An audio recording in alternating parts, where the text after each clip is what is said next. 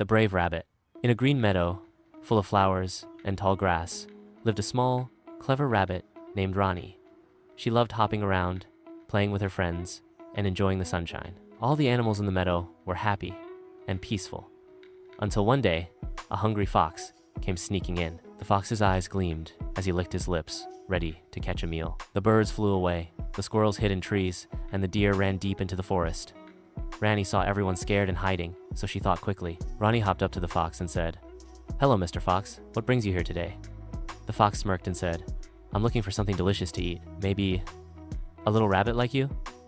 Ronnie smiled and said cleverly, "Oh, but don't you know?